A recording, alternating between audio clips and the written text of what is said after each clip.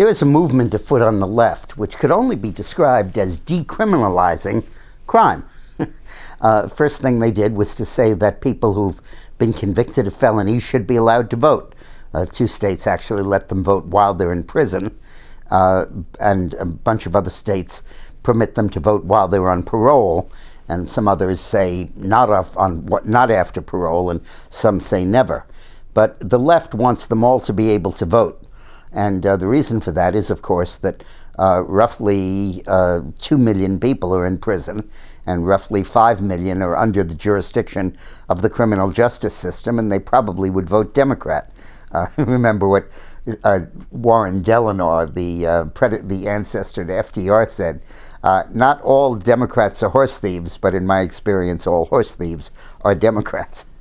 The second measure that's indicative of this is that the Fair Employment Practices Commission has ruled that you cannot ask somebody whether they have been arrested or convicted of a crime while you're doing a job interview. If you put that on the initial form, that box, they say that then is discriminatory. What you are allowed to do is, after you have determined that the person is qualified for the job, you can then inquire into the nature of his criminal record, if there is any, and if you can find a nexus between his crime and your job, you can use that as the basis not to hire him. You're a bank teller and he's a bank robber. But otherwise you can't. And now there's a move afoot to prevent landlords from being able to refuse to rent to someone convicted of a felony. That if a convicted murderer wants to rent an apartment in your building, you have to let him do it. All of these measures are based on the supposition that there is what the left calls mass incarceration, with a racial pattern to it, that cops and courts are going after African Americans disproportionately, locking them up, and that while the practices seem facially neutral on race, they in fact have a disparate impact on African Americans. That's the legal terminology. But, yeah, it is true that a majority, narrow, but a majority, about 53% of the people locked up in state and federal prisons and jails are African American.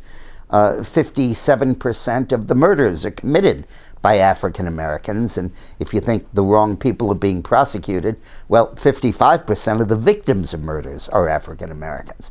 So there's no basis for believing that this is a disparate impact as a result of racism. It's because that's who's committing the crimes. But that's the big new offensive of the left. Just as on the one hand they want to empower illegal aliens, dropping the illegal and giving them voting status, they want to empower felons and let them vote and let them have all the other rights that a regular citizen has. If your mind is still on the election and the nomination, please go check out my podcast. I just did it on Wednesday. It takes account of the Wisconsin results. You can click on the link that's adjacent to this video, or go to my website, or to podcast1.com or itunes.com. It really go through every step in the nominating process and give you very important insights as to how the New York primary is going to go and how it could give us a real surprise. Thanks for watching.